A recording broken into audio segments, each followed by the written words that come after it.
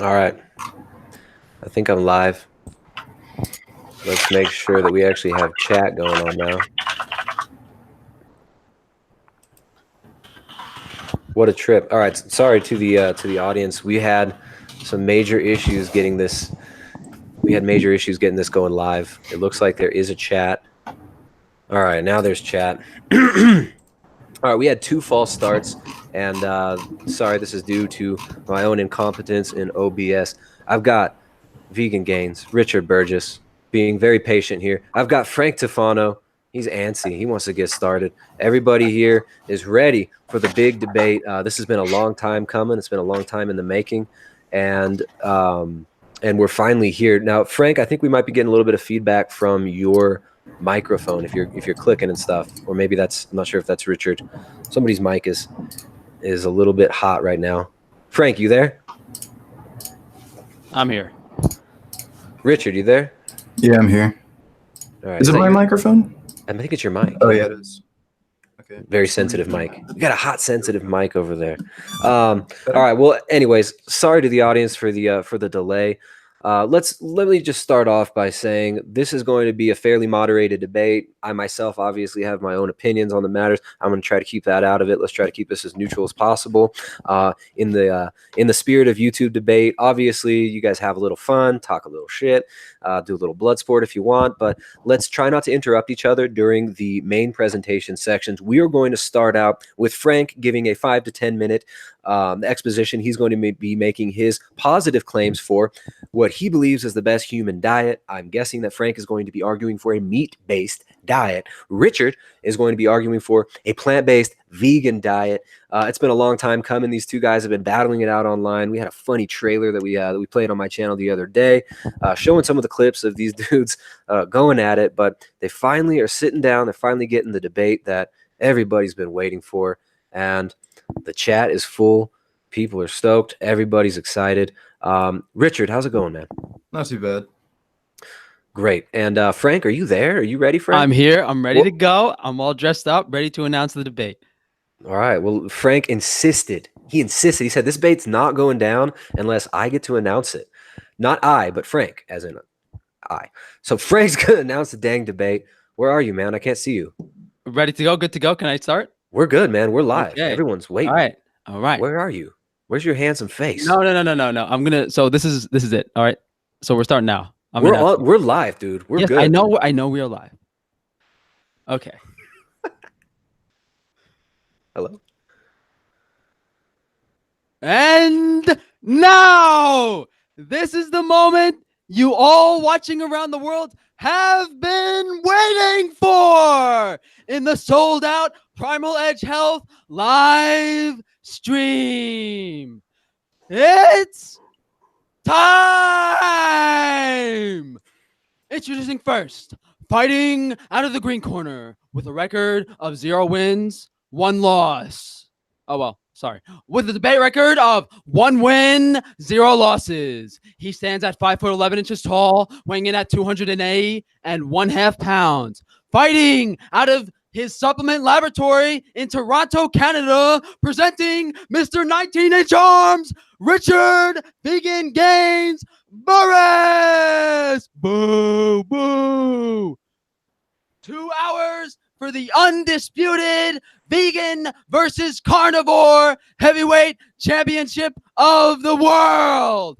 And now, introducing his opponent, fighting out of the red corner. He stands at 5'8" tall, weighing in at 150 and 1/2 pounds. Fighting out of the Bronx, presenting the pride of New York, Frankie Boy Tufano. Woo, go Frankie. You got my height wrong. I'm 6'3". But we're good to go. 6'3". That's actually pretty tall, man. I didn't realize you're 6'3". All right. Well, you guys hyped? Are you guys in the chat ready? Fuck out of that. Do we even need a debate now, or can we just call that that Frankie wins? Is that what we do? Do we just call it for Frank? All right. Anyways, the way that this debate is going to be formatted, Frank is going to actually make the first statement. Frank, you're going to have 5 to 10 minutes. We'll max it out at 10 minutes. If you need longer, I guess I don't really mind if you go a little longer, but we've got to keep this fair. You're going to have 10 minutes to make your case for your side, which you said is a carnivorous meat-based diet or an animal food-based diet. And then after this is done, Richard is going to be able to cross-examine you for about 5 minutes, and then he will be able to make his case for a plant-based diet, and then we'll go from there and we'll see how this goes. So let's try not to interrupt each other. During the cross-examination portion, you guys can banter a bit, but let's try to keep it, let's try to actually answer the questions in the cross-examination. Frankie, you got 10 minutes to make your points. You got 10 minutes to make dude, you just change out of your I gotta get ready. I gotta get in the mood. Dude, you just changed faster than anybody I've ever seen. I don't watch many men change in and out of tuxes, but wow. Okay. Let's see what's going on in the chat. We'll wait on Frank. Someone says Tristan's growing hair. Yeah, sorry. I'm sorry. Sorry to my vegan fans, but I do have hair still. I know you guys think I'm bald man bad, but I got some hair. I'll shave it off though, so you guys can make fun of me later. You ready now, Frank? What? I'm ready. You got your glasses on? Do you even have frames in there? Do you even have No, I don't. lenses in there? There's glare on the lenses if I wear lenses. Okay. So, all right. So we'll start the timer about now. You got about 10 minutes to make your points. Go for it, Frank. Okay, I'm going to start briefly on evolution in relation to the biology of the human digestive system. And are we presenting studies, or that's going to be assessed in the debate? You guys are both welcome to bring up studies, but remember, I mean, you've got a 10-minute period to make your points. Okay. If you just want to read one study for 10 minutes, I don't care. Okay. But however you want to flow it, you got 10 minutes to make your proposition, after which Richard can cross-examine you and try to pick apart some of your points, and then he can make his position, and then you cross-examine him. All right. Starting with evolution, I'm going to touch briefly on the just biological composition of the human body. Part of the reason we have such small jaws compared to ruminant animals is that less chewing is required for meat consumption than plant consumption. In regards to weaning and breastfeeding periods, carnivores wean earlier than herbivores because of their high quality diet. In the case of chimpanzees, they typically wean for around 5 years and they have a life expectancy of 60 years old, whereas humans breastfeed for approximately 2 years and their life expectancy in that context is 120 years old. Herbivores have less incisors, flat molars, rotary jaw movements, whereas ours are vertical to tear and crush. We don't have to chew our food. We can just swallow it. Herbivores need to grind it up. Stomach capacity of humans is approximately 4 pints, whereas ruminant animals like sheep store 8.5 gallons of food. The digestive tract is also 4 to 5 times longer in these ruminant animals. Stomach acidity is drastically higher in humans. We also lack the enzymes, bacteria, protozoa that allow ruminant animals to break down plant matter, cellulose, into more available nutrition. We have putrefaction in our stomachs. Ruminant animals have fermentation. Gallbladder is well developed and strong in humans. We have infrequent eating, whereas ruminants constantly need to eat the entire day. And in regards to comparing to other animals, most similar to a wolf, lack the capacity that herbivorous animals have to ferment plant foods into fatty acids. Huge plant volume, I said that already. And if we are meant to eat all of these plant foods, seeds, grains, legumes, whatever you may have it, first of all, they didn't exist until most recently, several thousand years. Most of these specific vegetables, fruits, grains, legumes have been created within the past few thousand years of existence for human consumption, and more recently have been more available. But if these plant foods are what we should be consuming, why are they so high in anti-nutrients? And before going into that, I did want to touch on, what we've kind of been told our whole lives in regards to convention, the USDA government, USDA guidelines since 1979. Obviously, general wisdom being to avoid cholesterol, avoid saturated fat. Then you have that contradictory thing. Are you listening to the government for health advice? I do have statistics here since 1979 of pregnancy mortality going up, autism is skyrocketing, and beef consumption has actually gone down in this period of time. But for the period of time where beef consumption went up before the USDA guidelines was actually where the most significant drop in diabetes rates were ever. However, chicken intake has tripled to replace beef. I'm going to speed things up a bit because I don't think I'm going to get through this. And in regards to the American Dietetic Association, there are Seventh-day Adventists and various biased vegan and vegetarian authors, peer reviewers that participate in that group. So if we have to talk about anything from the American Dietetic Association, it can be discredited on the reason of bias. The RDA validity is questionable, especially considering other countries have different RDAs. Germany, for example, has drastically higher RDAs in some cases. France actually has RDAs for things like DHA. We could talk about, we touched on agriculture and man-made vegetation, epidemiology being overused in nutrition because controlled experiments are very difficult and expensive. It's like calling... And the problem with a lot of these epidemiological studies is it doesn't account for other factors in the diet, from the other foods they're consuming, refined foods, sedentary activity, smoking, alcohol consumption. It's hard to use epidemiology. I'm sorry, guys. It's hard to use epidemiology to prove a point, whereas if you show a mechanism in the study, that is more credible. Heart disease, we could touch on that. I'm not going to give any points out now.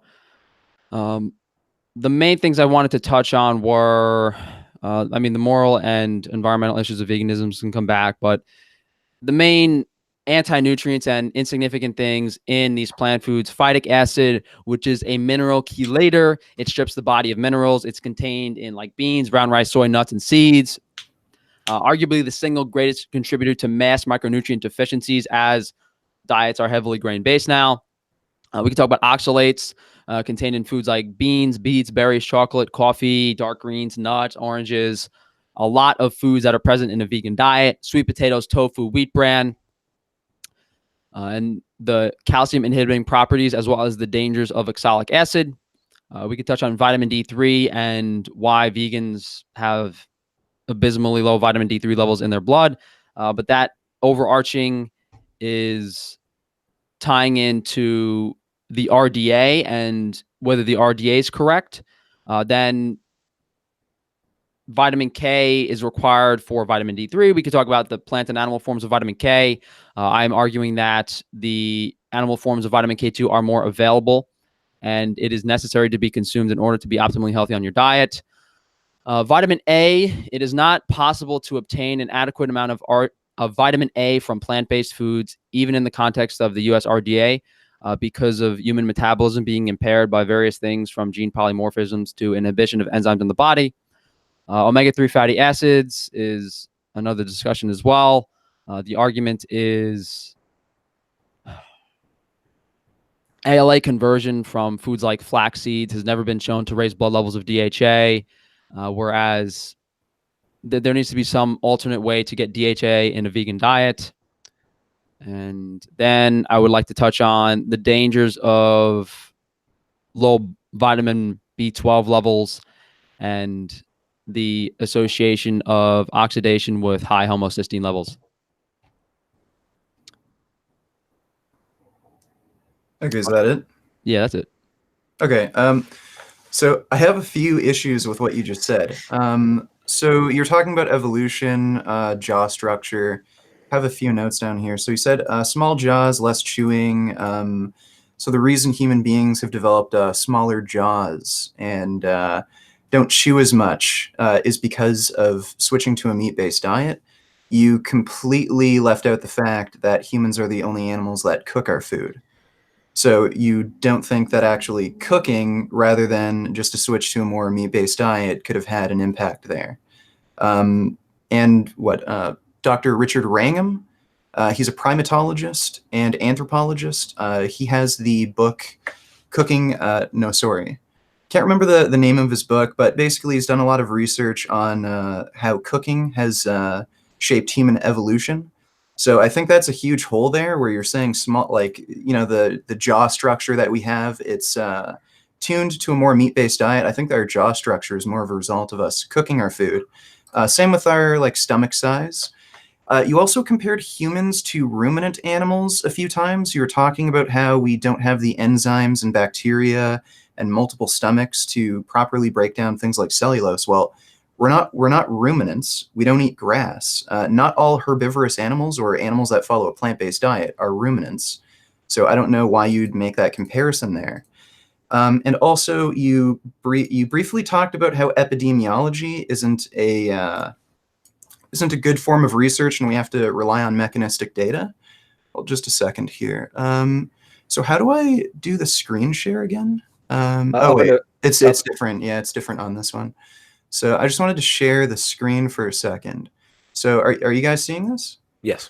Right. So here you can, I don't know if this, yeah. So here you can actually see the hierarchy of evidence. At the very, very top, you've got systematic reviews and meta-analyses of randomized control trials. Right at the bottom, it's only just about above expert opinion. Mechanistic studies are right at the very bottom. So for Frank to claim that epidemiology is a bad form of evidence, well, epidemiology is a higher form of evidence than mechanistic data. So for you to say, oh, well, we need to rely on mechanistic data to form our opinions, that's just completely anti-science. Let's see. And there's a few other issues that I have with a few of Frank's claims about the evolutionary origins of our diet. So again, going to turn on screen sharing so you guys can see this. So nutrient signaling, evolutionary origins of the immune modulating effects of dietary fat. In this paper, they go through the evidence of how different sources of fat affect inflammation in our body. So what you'll find is saturated fats have a pro-inflammatory property, whereas poly and monounsaturated fats found in plants have an anti-inflammatory property. And there's a few reasons for this. So let me see. I'm sorry, you said what in plants? Sorry, poly and monounsaturated fats are anti-inflammatory. Okay. Okay, and this is actually pretty interesting. So saturated fat, it mimics lipopolysaccharides. So this is one of the reasons why saturated fat triggers inflammation in the body. Lipopolysaccharides, they're what makes up the outer shell of gram-negative bacteria. And basically, your body upregulates inflammation in response to saturated fat because it mimics this bad bacteria. So it's pretty clear throughout our evolutionary history that we haven't really relied on animal-based diets. And even if there have been portions throughout our history where we have relied on animal-based diets, doesn't mean it's actually healthy for us. It's pretty clear that some of the major macronutrients in an animal-based diet are pro-inflammatory.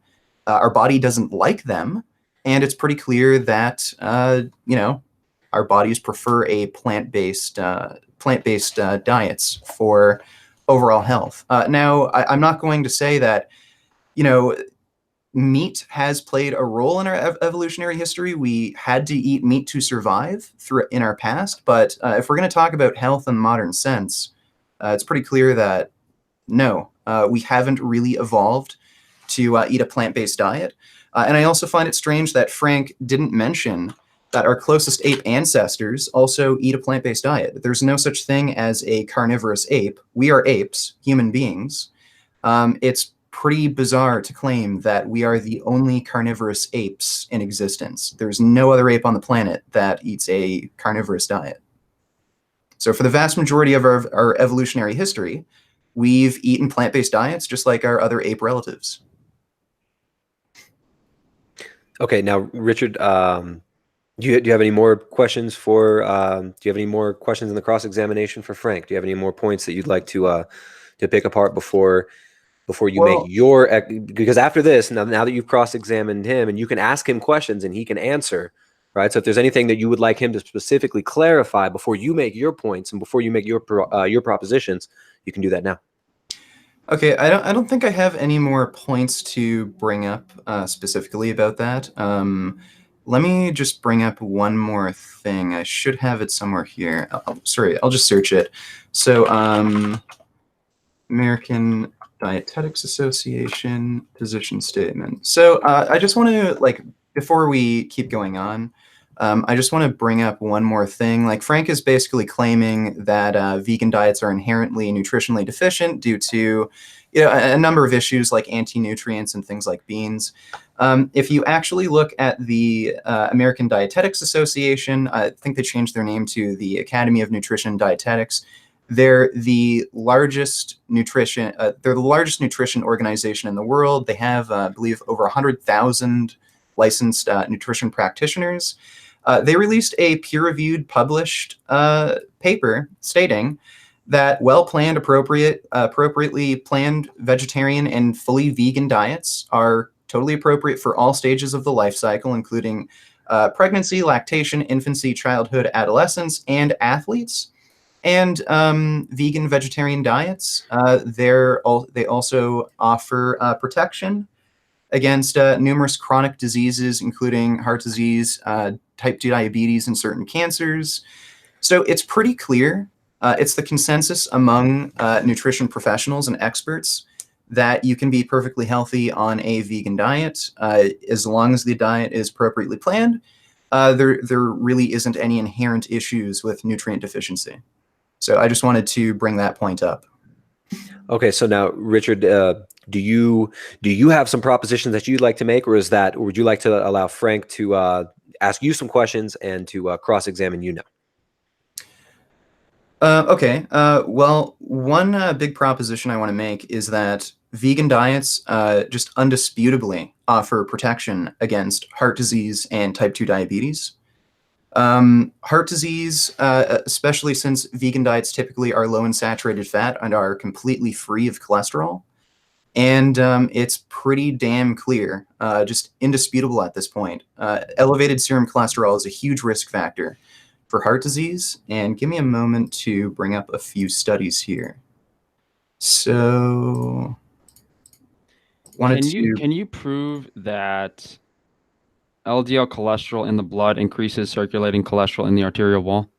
Sorry, say that again? Can you prove that circulating serum blood cholesterol increases circulating LDL cholesterol in the arterial wall? Sorry, that doesn't make any sense, what you just said. Can you prove that serum LDL cholesterol Right. increases circulating LDL in the arterial wall? Oh, sorry, you're saying, okay, you just phrased that a little weird. You're asking me to prove whether or not elevated LDL cholesterol increases the amount of LDL that ends up being embedded in the arterial wall. No, that's not what I'm asking. That would be plaque atherosclerosis. I am asking if you can show a study that demonstrates that increased levels of LDL cholesterol in the blood increase circulating levels of LDL cholesterol in the arterial wall. Because Wait. I'll explain this a little further. If you can show a study that shows that LDL serum increases circulating LDL in the arterial wall, then we have an issue. But if you just show that LDL cholesterol in the blood, regardless of what it is, shows that LDL accumulates plaques in the wall, that's not an indicator of how much LDL is in the arterial wall. That's an indicator of your body's ability to remove LDL cholesterol from the arterial wall, which has nothing to do with circulating blood cholesterol. That has to do with HDL cholesterol. That has to do with inflammation. Frank, you seem to be mixing up a few different words. What do you mean by circulating levels in the arterial wall? I am asking you to demonstrate that if you have a higher blood level of LDL, right, that there will be more LDL particles in the arterial wall outside of plaques. Well, what do you mean? What Richard's saying is you said circulating in the arterial walls, but that doesn't make any sense. Yeah, Frank. I think Frank may have made a linguistic. Walls? He might have made a linguistic error there, but I think what he's asking is, can you show that elevated serum cholesterol will actually cause plaque buildup of cholesterol in the arterial wall? No, that's not what I mean. Okay, go ahead. What do you mean? Clarify. Okay. Let me bring up a picture on my screen. Okay, Frank, do you know what serum is? Serum is blood. And cholesterol doesn't and Frank, circulate in the arterial wall. What the claim is that Richard's making is that it will binds build to- up and bind and Yeah. actually clog up the artery wall. He's Yeah. not saying that they circulate in the artery wall. Yeah, cholesterol doesn't circulate in the arterial wall. It can embed itself in the arterial wall. What I am asking to show a study indicating LDL in the blood increases concentrations of LDL in the endothelium. Okay, right. That's not circulating LDL in the arterial wall then. No, but You that's not made it narrow there. that's not atherosclerosis. Yes, it is. The amount of LDL that binds to the proteins in the arterial wall that is then taken out by the HDL cholesterol. Sorry, like Frank, you're literally not making any sense. So you changed your wording around now. You made the error first that you were asking for evidence that elevated circulating levels of LDL cholesterol in the blood increases circulating levels in the arterial wall. Well, LDL doesn't circulate in the arterial wall. No, hold on. Let me bring up a picture before I say anything else. All right, Frank, you feel free to screen share if you want. If you guys want to pick apart this specific term, but I don't. This is not I don't what I want to wanted have us arguing. Yeah, this is not what I semantics over wanted to this. touch on. Okay, but you brought up the question. Let's just clarify the question and then let Richard respond, and then we can move on if you want. Mm-hmm. Okay, and So let me try to rephrase the question. A study indicating that serum levels of LDL increase the amount of LDL that binds to lipoproteins in the arterial wall. Okay, Frank, again, that doesn't make any sense. What do you mean? Cholesterol that binds to lipoproteins in the LDL in the artery wall. Can you rephrase that so it makes sense? You keep mixing terms. Like you made the error first, then you started making sense, and now you're saying prove that cholesterol binds to cholesterol in the artery wall? No. That's literally what you said. So, like, okay, I'm gonna have to explain this. Hold on. Okay, well, you're either trying to say one of two things. Can I demonstrate that increased circulating levels of LDL cholesterol in the blood increases the amount of cholesterol that ends up embedding in the artery wall, or you're mixing up terms again, and you're just asking me to show. No, I think you're just delaying me and asking. No, me I'm to ask not. the You're question just 5 fucking times. not making any sense. All right, I'm just trying to make I don't want sense of what this you're to turn saying. into just arguing over semantics. If you have a question, a specific question for Richard, or if Richard has a Yes, specific. this is the question. All right. This is the question. I had the wording incorrect. I did not. Well, I technically didn't have the wording incorrect. He's just not interpreting what I'm saying correctly. Can you show me a study indicating that LDL serum cholesterol is associated with LDL cholesterol binding more to proteoglycans in the arterial wall? Okay, so basically you're just asking me to show whether or not there's an association between circulating LDL and increased plaque buildup. No, Okay. That's not what I'm asking. That literally is what you're asking. No, it is not. That is literally what you're asking. Let me explain what happens when LDL enters the endothelium. It binds to proteoglycans, and it is then taken out by HDL cholesterol. If there is not enough HDL cholesterol, or the fat is oxidized, or it's inflammatory, what happens is a macrophage, a white blood cell, encapsulates the cholesterol. That can then get caught in the arterial wall, become inflamed. I am asking you to show that increased blood LDL cholesterol increases the binding to proteoglycans as opposed to macrophages picking up cholesterol because it can't be taken out of the arterial wall. That is what I'm asking you to show. I want you to show a mechanism. Okay. You're claiming that LDL cholesterol and saturated fat is going to be associated with heart disease, but what's the mechanism in the arterial wall of elevated LDL cholesterol being an issue? Okay, so like you're talking about crap that literally doesn't matter. So okay, it doesn't matter. All right. No, it literally doesn't matter. It's basically like a weird red herring. This weird mechanistic data you're asking for, it just doesn't matter. We have huge meta-analyses, randomized controlled trials, and genetic research. It's not weird. It's not weird mechanistic data. Okay, it's a basic function of LDL entering the endothelium. Okay, great. Okay, so I'm going to share this So this is a pretty recent study. Low-density lipoproteins cause atherosclerotic cardiovascular disease. Evidence from genetic, epidemiological, and clinical studies. A consensus statement from the European Atherosclerosis Society Consensus Panel. So if you go down here, basically what they found is they go through all the research here. They go through certain genetic mutations. Now, there are some genetic mutations that cause increased buildup of LDL cholesterol, and that results in a dose-dependent increase in the risk of atherosclerotic cardiovascular disease. Whereas there are some genes that cause a reduction in LDL cholesterol, and that's correspondingly associated with lower risks of atherosclerotic cardiovascular disease. There are some meta-analyses also demonstrating this, lowering LDL-C through any means, including through a genetic risk score. It lowers the risk of atherosclerotic cardiovascular disease. So basically, if you can change your diet to have lower LDL, or if you just have genetically lower LDL, you have lower risk of atherosclerotic cardiovascular disease. So it's pretty damn clear at this point, based on clinical studies, epidemiological data, genetic data, and multiple meta-analyses, that LDL cholesterol is its own independent risk factor for atherosclerosis. So basically, that's ischemic heart disease. So it's pretty clear at this point that LDL is its own independent risk factor for atherosclerosis.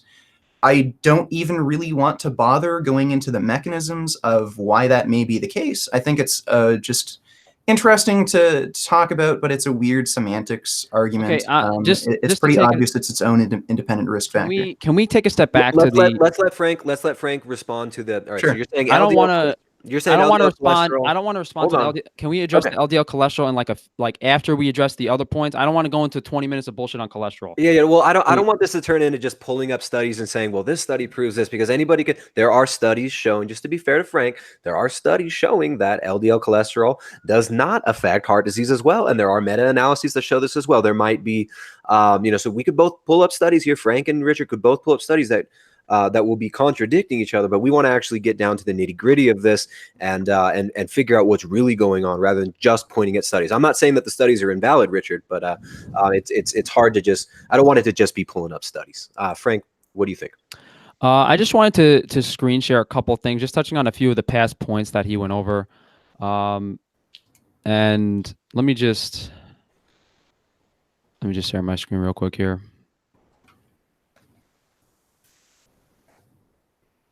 Go ahead and screen share if you'd like, Richard, or Frank. Sorry. It's okay. It's under the settings on the left. Oh, just right here, the button. Okay. Sure. Okay. Hey, who's that guy? Well, Okay, so Vegan Gains, or Richard, I'm sorry, link to study, position of the American Dietetic Association on vegetarian diets, and this guy, Craig, WJ, is one of the authors of this. Our buddy Craig is a Seventh-day Adventist vegetarian. Richard J. Craig received his Master of Public Health degree in nutrition from the Adventist-run Loma Linda University. He was once a research chemist at Loma Linda Foods and taught at the Adventist College of West Africa, as well as Loma Linda University. Do I have to really go into this, or can we just dismiss that study and say there's some sort of vegan and vegetarian Okay, diet? wait, Frank. So if you pull up a study and the people who are in charge of that study ate meat, does that mean all the studies you provide are complete bullshit because the people ate meat? So they're obviously biased? What they eat has nothing to do with it. They have a religious predisposition to pushing their diet and lifestyle. The Seventh-day Adventist lifestyle. The mission of the department is to prepare dietetic and nutrition professional services to their church, society, and the world, and to influence the community at large to affirm the Seventh-day Adventist lifestyle, including the vegetarian diet. Okay, well, no, Frank, these people who eat meat, they have a bias to promote their lifestyle. So can you give me the name of the meat-eating religion, please? Okay, well, it doesn't have to be a religion, Frank. It's their lifestyle. Well, the point here specifically is your buddy Craig isn't so objective. Yeah, he's only one of the authors. Okay. Well, And let's go it into, all right. passed peer review. Let's go into the other authors then. All right. We're going to the other authors. We're going to the other authors in your American Dietetics Association. Okay. We'll do it. Frank, you're still screen sharing, you know. I know. Okay. We got, where's it? I got about 20 of these pages. We got Okay, Anne Reed Frank, Mangels, so- reviewer for the ADA's 1997 vegetarian position paper, co-author, vegan for ethical reasons. Oh, that's no big deal because she eats vegetables. That's okay. Okay, Catherine so Conway, okay, cool. So vegetarian. Frank, all the studies you provide are complete Vegan bullshit for because ethical everyone eats reasons. meat. Vegan Right, for ethical okay. reasons. Okay, so all the studies that you provide are bullshit because those people eat meat. So obviously they have But a they don't bias. eat meat. They don't eat meat for ethical reasons. They don't eat meat because they like killing animals. They eat meat as a utility for nutrition. Well, no, they eat meat because they grew up eating meat. They think it's normal. They've been told like you have to have meat in your diet to be healthy. So they have a bias, right? So you can't. So every study you provide is complete bullcrap because they have a bias because they eat meat. The Is point, that how it point works? is that the bias is not related to diet. The bias is related to their religious affiliation. Well, And their you just pointed out only one of them was an actual Adventist. The others were just vegan for ethical reasons. A lot of. Do I have to specifically point out every single one of them that's a Seventh-day Adventist? You want Okay, me to? Frank, can you actually point out an issue with their opinion paper, like the actual paper, rather than just assuming they're biased because of possible religious or ethical beliefs? Let's take a look.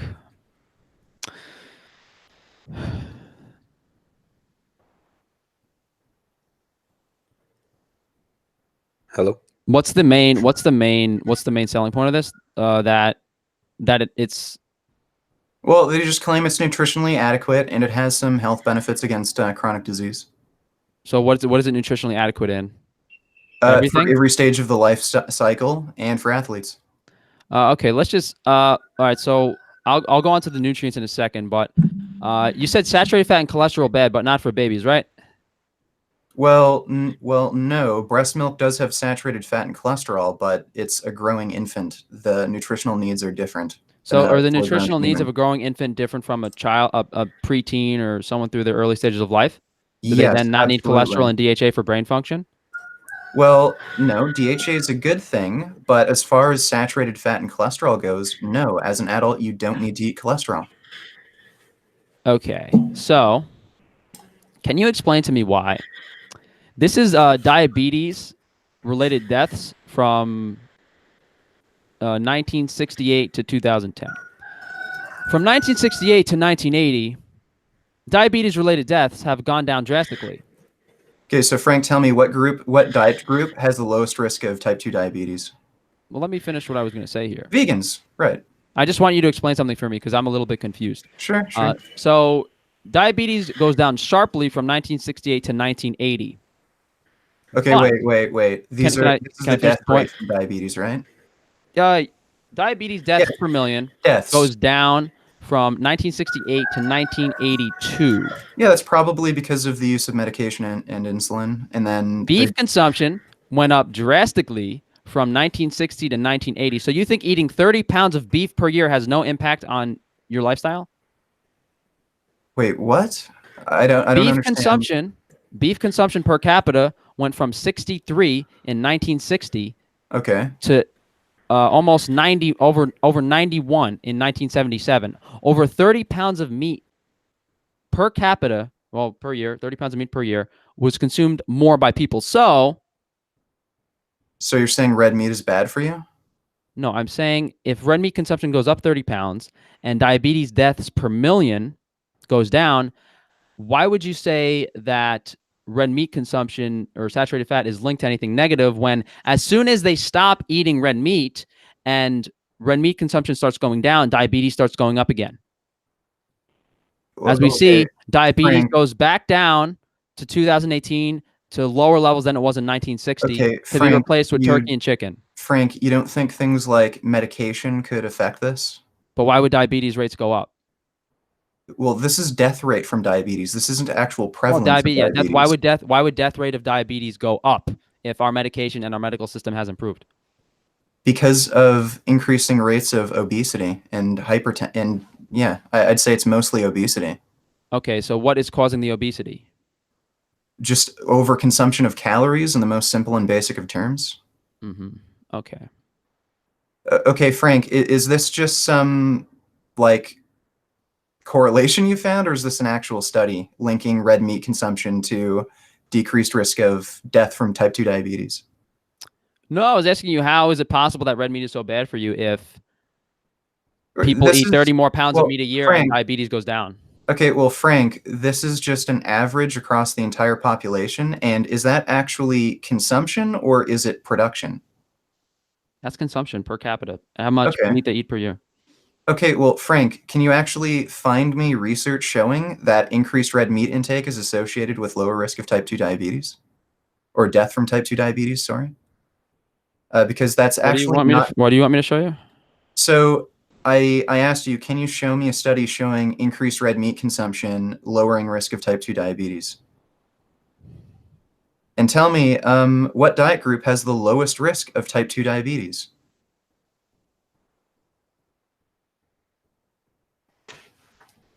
Can you? So you're asking me to show you a study that shows meat consumption lowers rates of type 2 diabetes. Can you show me a study that shows that meat consumption causes type 2 diabetes? Okay, well, yeah, I essentially can. So we actually know precisely what triggers type 2 diabetes. So if you take a look at this study, fatty acids and glucolipotoxicity and the pathogens of type 2 diabetes. So it goes into detail about this here. Western diets rich in saturated fats cause obesity and insulin resistance and increase levels of circulating non-esterified free fatty acids. In addition, they contribute to beta cell failure in genetically predisposed individuals. So basically, what happens is That saturated has nothing to do with meat Well, consumption. wait. Saturated fat creates toxic breakdown products known as non-esterified free fatty acids, and they kill insulin-producing beta cells in your pancreas. Poly and monounsaturated fats, on the other hand, don't do this. It's only saturated fat. Now, there are plant sources of saturated fat like coconut oil, palm oil, but things like dairy, cheese, red meat, processed meats, they're most, yeah, like what this guy's eating here. They're the most significant source of saturated fat in a typical diet. So that is actually the main cause of type 2 diabetes, saturated fat intake. There's also this really interesting paper here. So, Richard, can you clarify why saturated fat intake is the #1 cause of type 2 diabetes? okay. So, like I just said, it basically kills off the insulin-producing beta But cells. is it about saturated fat or is it about meat? Like I thought it was about meat. Yeah, and we were trying to show saturated that meat. fat is Show in that meat. meat. So And saturated dairy. fat kills beta cells in the pancreas. That's what you're saying? Okay. Yeah, it does. Yeah, it So does. saturated fat in the context of a standard American diet kills beta cells in the pancreas. Okay, well, there are lots of foods that contain saturated fat, and it's not necessarily just, McDonald's burgers.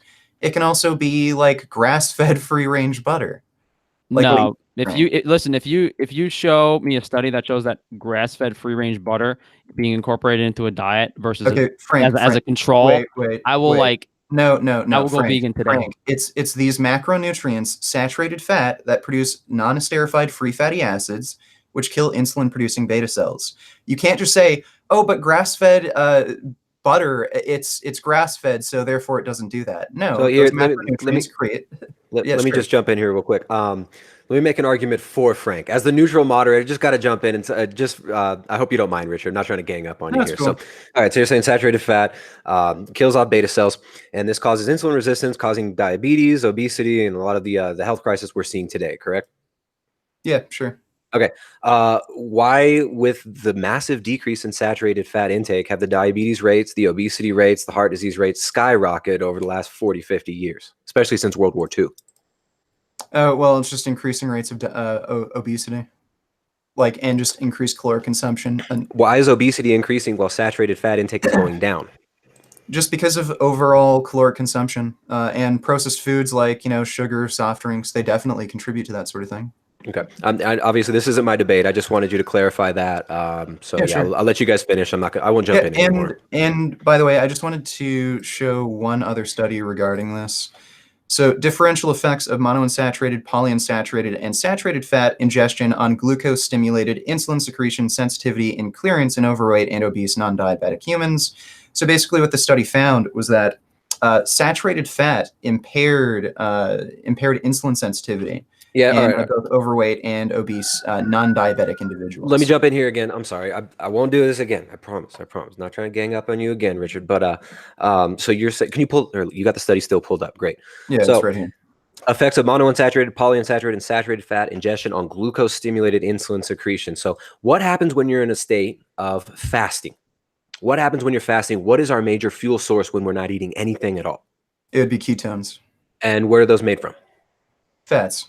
Saturated fats. Okay. And we all know that fasting has very beneficial effects on the body, very beneficial effects on inflammation and whatnot. And also in a ketogenic state, when we're in ketosis, saturated fat becomes becomes a major fuel source. We actually store saturated fat all throughout our body ubiquitously.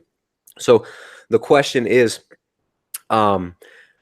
why is it a bad thing? Why when we are fasting and when we are using saturated fat as our primary source of fuel, why would it be a bad thing that we become insulin resistant? We actually know through many studies on insulin resistance and on low carbohydrate diets that we become insulin resistant when we're in a ketotic state, when we're burning ketones. Our peripheral muscle tissues, they can't take up glucose because you have to save glucose for parts of the brain and for certain other physiological processes in the body that require glucose. So the body does become physiologically insulin resistant in a state of ketosis because you're not using glucose as fuel. So I think that that's an interesting thing that if it was you and I debating, I would be bringing that up. Okay, well, like that is an interesting point, but I think the consensus among experts is that's sort of a survival mechanism. The brain actually does require pretty large amounts of glucose, and inducing insulin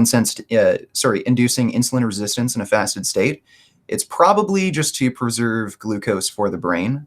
Well, it is, but that doesn't necessarily mean that it's an emergency fasting state. It's like we, as Northern Europeans, we would go through long periods of time without any glucose. It's not like we've got berry bushes growing in Norway year round. So in that state of ketosis that we've be in for at least 3-6 months out of the year, depending on where we live, we would naturally become peripheral insulin resistance. And I would just say, like, to any vegans out there who are worried about saturated fat intake, it is natural for your body with a high saturated fat intake to become insulin resistant in the muscle tissues. But this is because we're meant to be in a state of ketosis when we have high saturated fat intake, not a state of hyperinsulinemia with high blood glucose as well as high saturated fat intake. That together, saturated fat in high amounts plus sugar in high amounts, is a recipe for diabetes and obesity. And I would say that this is the problem that we're seeing now.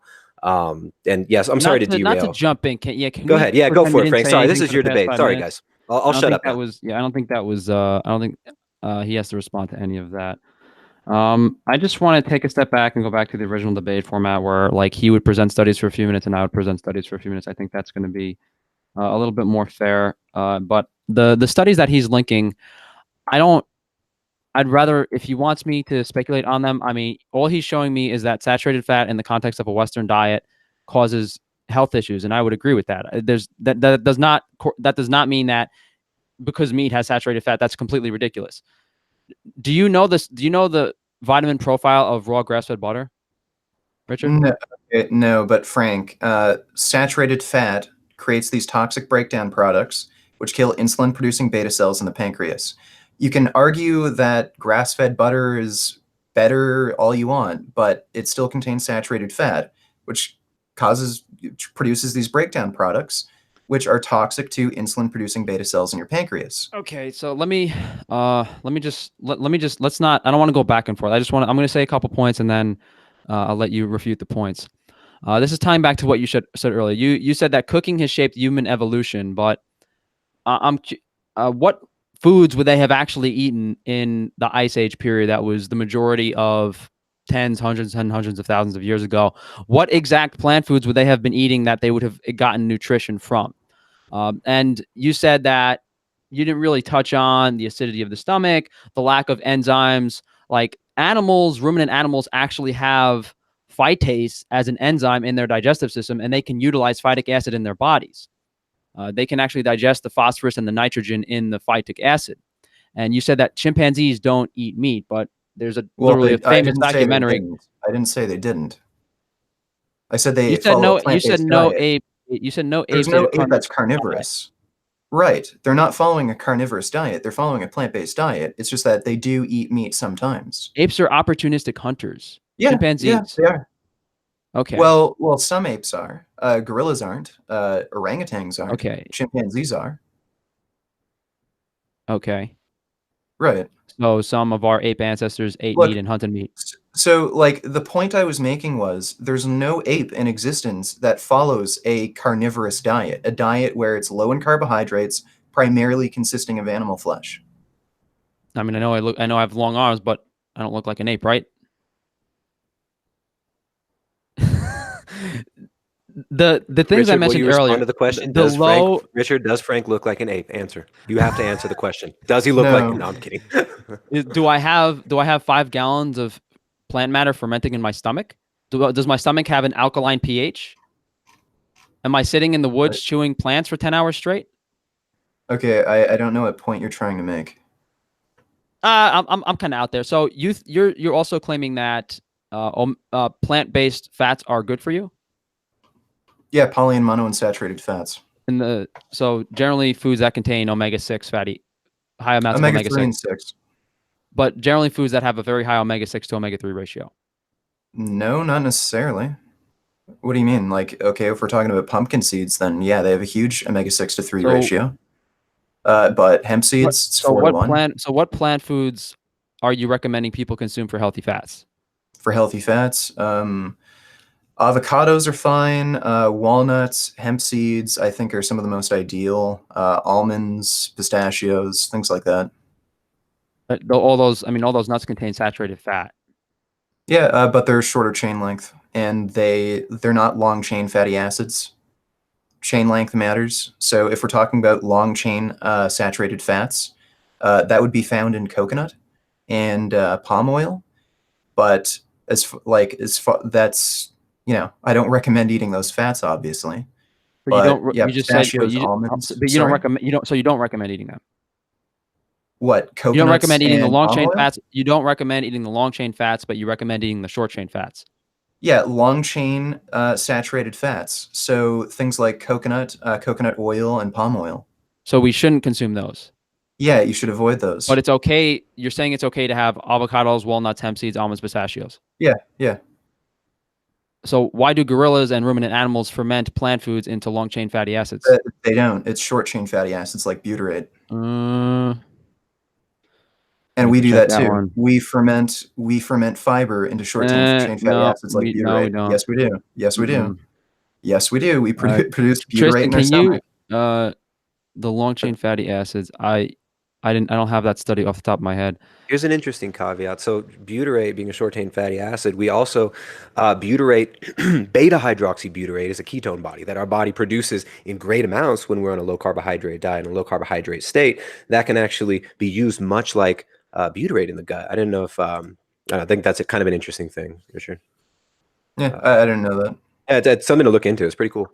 But anyways, yeah, you want to respond to that, Frank? I think this is a good thread. It's interesting seeing you guys go back and forth on this.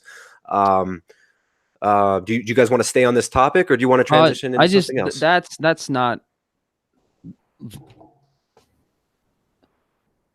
There's long chain. Ruminants produce long chain fatty acids in their gut. That's not a. Okay, can you show us research for that? I'd like to see a study. I'm just curious. And really, I don't even care. This is about human health. Okay, cool. So you're going to look for the study, right, Frank? Or do you have something you're looking to pull up? I don't want to just sit here and with idle. No, I don't want to do that either. Richard, I have a question for you just about running this. I'm not used to using Google Hangouts for running these things. Do you know how to make it to where the camera switches automatically? Because it keeps getting stuck on one person. Oh, so you can click on yourself. If you just do that, it should be fine. Like, just click on it again. So then Okay, it should just switch automatically. So if I click on you, it's highlighted on you, and then I click one more time, and it unhighlights. Now it'll go automatically. Yeah, it should. Thank you. That's Thank how it you. usually goes. Thank you. I thought I had to click it myself. I was getting really annoyed. Thank you. Yeah, All right, yeah. let's move on. Is it Frank. switching properly now? Yes, yeah, it's perfect now. Let's all right, that was a little bit off of the original. So we had originally set up this with a format where we'll have, time for each debater to give to make some points, and then you guys would be able to cross-examine each other. And this has turned into a lot of cross-examination, which I'm fine with. It's entertaining. I think this is probably fruitful. Are you guys happy with how this is going, or would you prefer to how do you guys feel about this so far? Let's end this. What I'm going to do is I'm going to respond to the saturated fatty acid thing. I'll present a few points, and then Richard can present a few points. Yeah, all right, Sure. let's do that. So Frank, you go ahead and make your points about saturated fat. We'll give you, if you want 10 minutes, you got 10 minutes, and then Richard can cross-examine you and then make his points. I'll be a few minutes. Yeah, 3 or 4 minutes. Cool, man. Go for it. Okay. So this is elongation of very long-chain fatty acids. And seeing as neither of us are biochemists, this gene, ELOVL6, which I'm assuming humans don't have, catalyzes the first and rate-limiting reaction of the 4 reactions that constitute the long-chain fatty acids.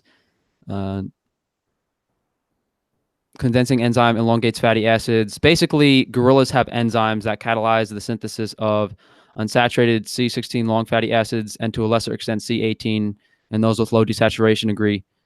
So there's this is so much more complicated than people make it out to be. Sorry, go back up to the top. Elongation of very long chain fatty acids, protein 6, organism, Western lowland gorilla, gene ELOVL6. This is something I just found. I don't understand what this has to do with. I'm just saying that you're saying that we shouldn't consume long chain fatty acids, but gorillas produce long chain fatty acids in their guts. So let me move on to something more relevant to. Wait, that didn't have anything to do with them producing long chain fatty acids in their gut. I think my point is that gorillas produce long chain fatty acids in their bodies, and humans don't have the capability. So we do. So do we. Humans don't have the capability. Humans are not able to produce. Humans cannot produce long chain fatty acids by gut fermentation. Okay. Well, that study you just linked, it had nothing to do with gut fermentation. My point is that ruminant animals have digestive capabilities to form ruminants. Long chain fatty. Yes, that is my point. We're not ruminants. My point is that ruminants are obtaining long chain fatty acids through their digestion, yet you're saying we shouldn't. Wait. You're saying ruminant animals like horses and cows can produce long chain fatty acids through gut fermentation? No, their guts ferment it into certain chain fatty acids, and then various enzymes that they produce, because they have these enzymes and we don't, change that into long chain fatty acids. Okay, so you're saying humans cannot produce long chain fatty acids on our own? Humans cannot ferment long chain fatty acids from plant foods. Okay. That's my point. So wait, why does that matter? Well, I think it matters. Okay, so I'll present a few points and then you can respond. I keep saying that, but let's do it this time. I still haven't seen any evidence that ruminant animals even produce long chain fatty acids through like fermentation of fiber. You've just shown me one study on gorillas, and gorillas aren't ruminants, by the way. And they have a gene that helps them produce long chain fatty acids. And if you read the abstract of the study, that was in relation to them just being able to create things like cell membranes. It's not a study. That's a mechanism of a gene. Right. Okay. That has nothing to do with fermentation. I don't want to dwell too much on this point. I think I made my point. You didn't really make a point. I did. I'm just going to go to a couple of studies I wanted to mention. This is going to be all over the place, but so we know heated vegetable oils are a big cardiovascular risk. Okay. We know that omega-6 vegetable oils are a driver of coronary heart disease, but you're not recommending that we consume them. Yeah, I generally recommend staying away from like heated vegetable oils and just vegetable oil in general. Okay. Okay, wait, go back to that previous study, Frank, about the heated vegetable oils. So, I mean, that wasn't, I mean, you don't, I'm not really gonna make a point on this. So what did it say? The other one, it was the other one, I think, the next one you moved to. This one? Yeah, I think. Okay. The point is right. that if you increase the intake of high linoleic vegetable oils and reduce animal fats, it increases all-cause mortality and cardiovascular disease risk. Okay, wait. This was from 2016. No randomized controlled trials have been performed to prove the above interpretation. However, the opposite types of RCTs have been performed by increasing the intake of high linoleic vegetable oils and reducing that of animal fats, which resulted in increased CVD and all-cause mortality. Okay. So, all right, you are aware that the American Heart Association did just come out with a report suggesting that based on the most recent randomized control trials, replacement of saturated fat with high poly and monounsaturated fats reduces all-cause mortality risk, including cardiovascular disease mortality. Can you name a food that has poly and monounsaturated fat without saturated fat present? Okay, well, that's not exactly the issue, Frank. Like, I Well, how guess am I hemp supposed to seeds. obtain? How am I supposed to obtain nutrition from polyunsaturated and monounsaturated fats if the food Well, is the inherent main to saturated fat as well? So wait, the main issue is consuming too much saturated fat from animal sources and switching it over to plant sources of fat. There aren't really that many plant sources of fat that are very high in saturated fat. And the ones that do contain saturated fat, like olive oil, they're not long chain fatty acids. So they're not going to raise your serum cholesterol score. Most of the plant foods you mentioned do have high amounts of. I mean, they have some degree of saturated fat, and if you're saying that polyunsaturated and monounsaturated fats are good for you, and Okay, saturated well, fats are bad, then what Frank, about? okay, well, Frank, tell me, does a block of cheese have more saturated fat than like a cup of hemp seeds? That's not the point. Is what the food, the omega-3 to omega-6 ratio of the food determines the poly to monounsaturated fat ratio. Right. So if Okay. you're going to argue that, this doesn't make sense to me, because you're arguing that we should consume monounsaturated and polyunsaturated fats, but you can't consume them without consuming saturated fat, but it's okay to consume short chain saturated fats. This doesn't make any sense to me, but okay. Frank, here's the thing. You want to lower saturated fat intake, increase poly and monounsaturated fat intake.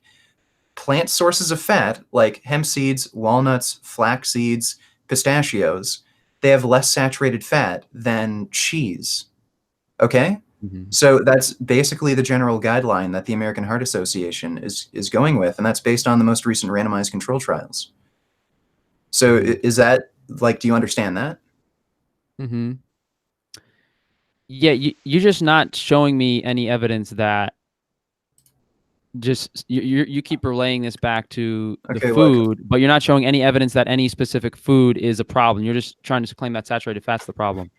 Okay, so dietary fats and cardiovascular disease, a presidential advisory from the American Heart Association. You can link all the studies you want, but Listen. Let me see. So the effects of dietary saturated fat intake and its replacement by other fats of in summary, randomized controlled trials that lowered intake of dietary saturated fat and replaced it with polyunsaturated vegetable oil reduced CVD by 30%, similar to the reduction achieved by statin treatment.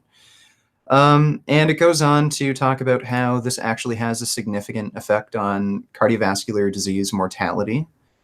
So basically, the gist of this is what is the title of that study?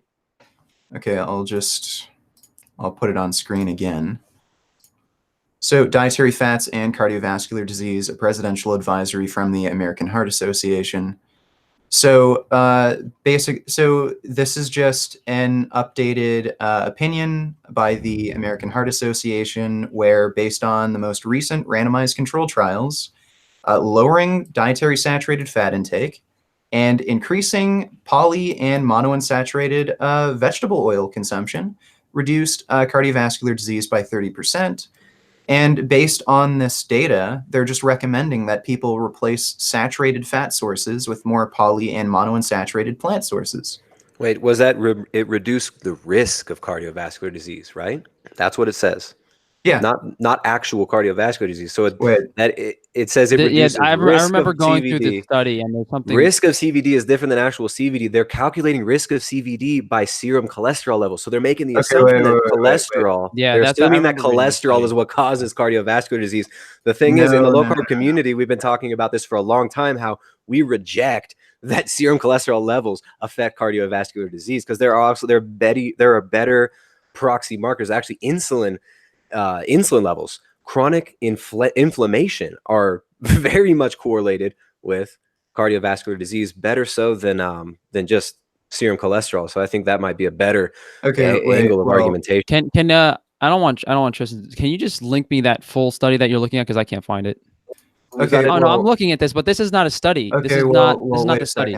Well, wait a second. No, it's not a study. It's essentially a meta-analysis. But in summary, randomized controlled trials that lowered intake of dietary saturated fat and replaced it with polyunsaturated vegetable oil reduced cardiovascular disease by 30%. So this isn't a 30% reduced risk this is actually reduced the rate of cardiovascular disease by 30%. That's not a study. Well, no, this is this is basically a meta-analysis.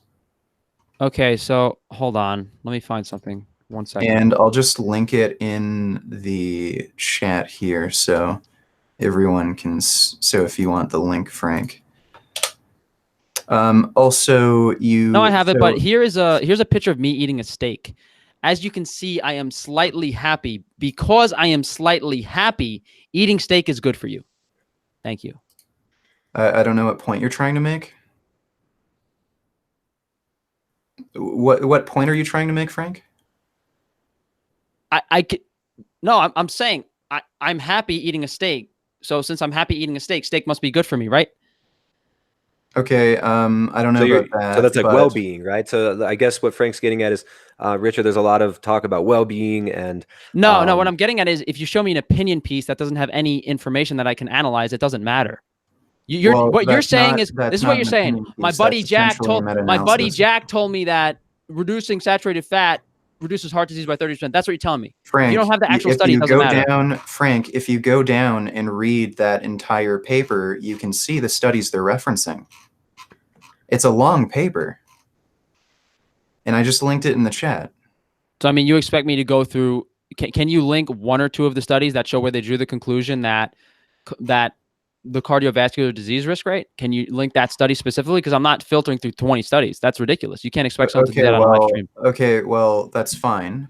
I don't think we have to waste our time doing that. If you have any conflicting evidence, why don't you just present it? I do have, off the top of my head, I remember reading that study a couple months ago and looking into the studies. And the assumption was that if you reduce saturated fat in your diet, it reduces risk by 30%. But the study was actually done on cholesterol levels. So this is what they did. They said, okay, if reducing your cholesterol by 30%, well, let me rephrase that. If you replace animal fats with polyunsaturated fats, you will reduce your cholesterol by 30%. That was their basis. But what they drew that conclusion from was a relative risk of 1.3 in a study. That study showed a relative risk of 1.3 in that the change in cholesterol.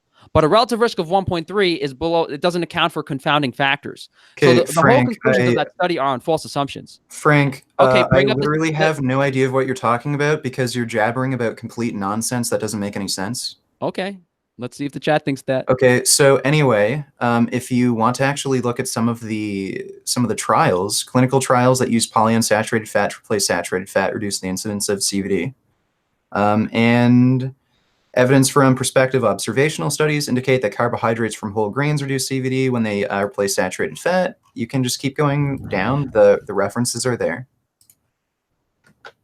Can you go back to that page? Oh, you just want me to go up and show you. No, I don't understand which study do I need to? It's the one I linked in the chat. It's right here. I have the study, yes, but what I need to actually look at a study. This is not a study. This is an app. This is a. Oh, you want me to go down to Where does it say references? CVD? Where does it say reduce CVD risk and links to a Reduce study? the incidence of CVD. Okay, so there's the. So let's see. Effects of coronary heart disease of increasing polyunsaturated fat in place of saturated fat. Systematic review and meta-analysis of randomized trials. So we'll go there. Wait, It's I don't number know if 9 and it'll- 10. Just for the audience, I think anybody in the So debate, when you're looking at these meta-analysis, it's always interesting to see what types of studies they omitted, what types of studies they decided to include. And a lot of these things, especially when you're looking at like the American Heart Association, they pretty quickly fall apart. I mean, there's also many conflicts of interest with the American Heart Association. A lot of the funding I for these. got 2 of the studies, so we could take a look at number 9 and 10. Okay, well, 9 isn't just a study; it's a meta-analysis. Well, let's take a look. I don't want to just sit here and analyze No, I'm going to look at this meta-analyses. for like less than a minute. Okay, then let's move on to a different subject or Yeah, we will, transition we into something, because We will. the meta-analysis thing, it just gets this so is boring. ridiculous. So we include 15 randomized control trials, which use a variety of interventions from providing all food to advise on how to reduce saturated fat. The effects on all-cause mortality and cardiovascular mortality were less clear. There was some evidence that reducing saturated fat reduced the risk of myocardial infarction, fatal and non-fatal. 0.9, that's an inverse association. That's the opposite. Evidence for non-fatal myocardial infarction. Wait. Relative risk 0.95. This is literally, this doesn't, for anyone who doesn't understand, relative risk is if it's 1, that means there's no positive, no negative. If it's 0.95, that means that there's a 5% reduced risk. If it's like 1.3, that means there's a 30% increased risk. But relative risk does not account for other factors in the lifestyle. So relative risk is not an absolute risk. So Okay, here we see Frank, inverse association. You're not describing relative risk properly. Do you know what relative risk is? It doesn't matter if I'm describing it properly because it's an inverse association. The study you linked that's me right. The literally study you just linked showed that reducing saturated fat study intake reduced this risk is the of study non-fatal myocardial infarction. Well, fatal and non-fatal. So what do you mean? This is showing that reducing saturated fat has an inverse association. So reducing saturated fat made it worse. No. Read it. So highlight that. Highlight that part. There was some evidence that reducing saturated fat reduced the risk. Highlight that part and leave it there. Yeah. So there was some evidence that reducing saturated fat reduced the risk of myocardial infarction. No, it's fatal not. and non-fatal. No, because if you look at the number, I am reading the sentence, but if you look at the number next to the sentence. No. Read the sentence, Frank. Highlight it and read the sentence. I read the sentence. You don't understand the number next to it. No, do it again. Stop telling me. Highlight the sentence. I'm explaining what their evidence is. The relative risk here, 0.8 to 1.01. That means that Frank, they do you know found what a confidence interval is? Do you know what a confidence interval is? I'm not sitting here explaining relative risk. Your study is dog shit. Let's look at the next one. Richard, let's let Frank. All right, hold on. Let's. There's too much back and forth. You're not letting each other make the points. I just want to see. Richard, what is the point Frank, you were making a point about the study. Let's let Frank finish up his point, and then Richard can respond to that, and then because it's not going anywhere right now. You guys are bouncing back and forth a little bit too much. Frank, what's up with the study? It's very simple. I don't want it. First of all, that he's linking something that's not a study. I don't know why I'm entertaining this. And when I actually look into he links a meta-analysis of studies. The first study I look at actually shows the opposite of what he's saying. I'm not entertaining this. No, it's not. Frank, do you not understand what a confidence interval is? It's a very simple concept of relative risk. Okay, explain to us what relative risk is, because I don't think you understand what it is. Relative risk ratio. Explain what a relative risk is. It's demonstrating in the study, whatever they do, what it changes. So if you have 100 people that eat, well, let's do 200. If you have a group of 200 people, 100 of them eat animal fat, 100 of them reduce their animal fat consumption by 20%. If there is an effect in 20% of that population, or whatever the degree of change is. That's what the relative risk is looking at. So if 20% more people have whatever association you're looking for, cardiovascular disease, if 20% more people have that in your study, then it's going to be a relative risk of 1.2. Okay, that's a very bad definition of relative risk. It's a pretty bad one, but it's in what it is. epidemiology. So in epidemiology, risk ratio means the probability of an outcome. And so, for example, if a relative risk ratio of 1, that means You reading that off your notebook, buddy? Sorry, yeah. You reading that off your notebook? So that means if you have a relative risk of 1, that means the exposure doesn't affect the outcome. Mhm. So basically, if we reduced saturated fat intake and it caused a heart attack risk ratio of 1, that means, okay, the exposure reducing saturated fat didn't do anything, didn't affect the outcome. Yeah, I said that 5 minutes ago. Okay, so a relative risk ratio below 1 means that the exposure did affect the outcome and it reduced the frequency of occurrence of that outcome. Okay, so what did that study find? Right, so it had a relative risk of 0.9. So that means reducing saturated fat did in fact reduce the risk of both fatal and non-fatal myocardial infarction or heart attack. That's not how relative risk works. Yes. No, if it's below 1, that's inverse association. Yeah, I got a question. So this is Frank. No, hold on. No. This is a very important point. If it's 0.9, that means it reduced the risk. No, you're the relative risk. I don't know if Tristan wants to jump in here. The relative risk 1.2, increased risk of what you're looking for by 20%. Relative risk of 0.8, decreased risk of 20% of what you're looking for. Right. Okay. Yes. Yeah, and that found that you're just trying to confuse people about relative risk because you're wrong on the study. Again. No, bring up the study again. Screen share and bring up the study again. This is an epidemiological study, right, Richard? Well, I believe the one. So I believe what Frank is bringing up. I really don't want to spend a second more on this video. No, bring up. So I can't. I'm not sure if that's one single study or a meta-analysis that Frank brought up, but bring it up again. Show it on screen share it and highlight that section again.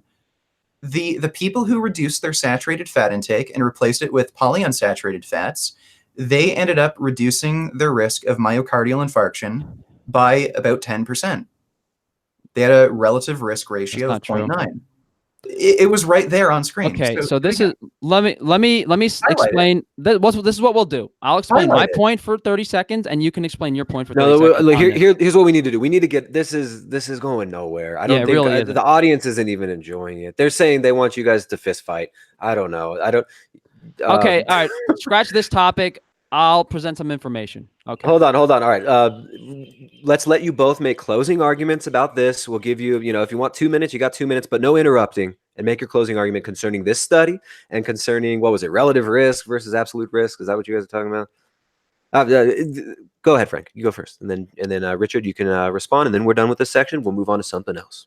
I mean, this is like I feel like, what do I have? I explained it 3 times already. If you're doing a study trying to show that reducing saturated fat lowers risk of cardiovascular disease, you do the study. If the relative risk is 0.8, that means that reducing saturated fat actually did the opposite. That means that no, it didn't. Yes, that's what it means. No, yes, highlight it again. Read the sentence. That's not what it means. The sentence, just because they put words there, that's their interpretation of the numbers. No, that's not what the numbers actually say. Frank, no, it's not. Wait. Let's not interrupt. 0.8. That means you have a lower risk. No, that's not. You don't understand relative risk. You don't understand relative risk. No, you don't. Hold on. Frank, make your points. There's going to be no interruption. Richard, please don't interrupt. I don't want to have to mute. I don't want to be rude or anything and mute people. It's cool. Look, it's cool, but this is sort of an important. Going nowhere right now. Okay, let's sort of an important point. You make your point first, Richard, and then Frank responds, and then can we move on, please? Okay, sure. Go ahead, so let me just find a little resource here. Okay, we'll go with Wikipedia. Why not? Doesn't really matter.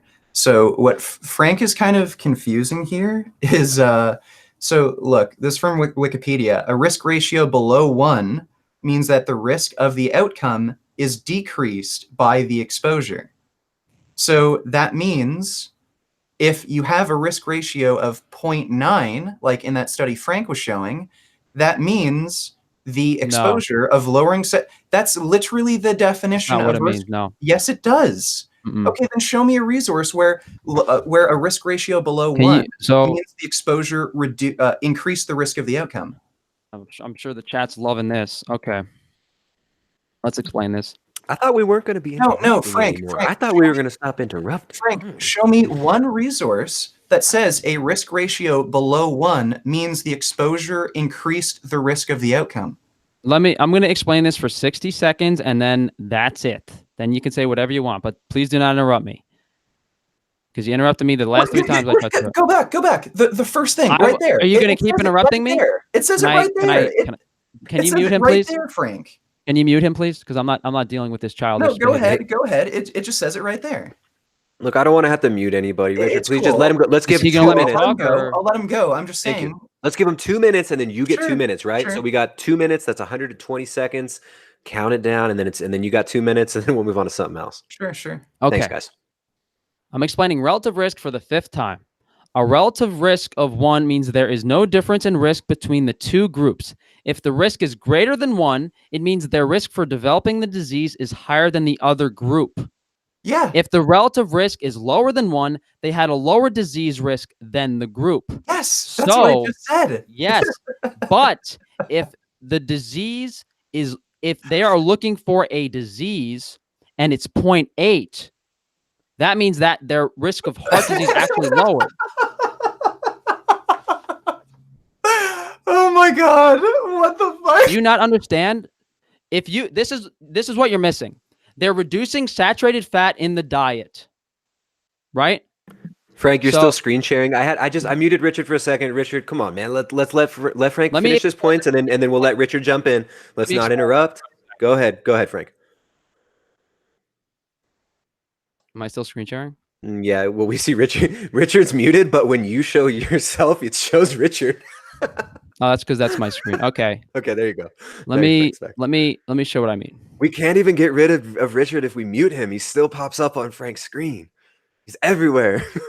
All right, go ahead, Frank. Let's just make your point. He'll make his point, and then we'll move on to a different subject because this is we're getting really. No, this is ridiculous. So let me try to explain. So reduction in saturated fat intake for cardiovascular disease. So they reduce the saturated fat in the diet. The relative risk is 0.9. Well, here the range is 0.8 to 1.01. A relative risk of 0.9. If they were trying screen share. Sorry, I don't mean to interrupt you. Just screen share it so everybody can see.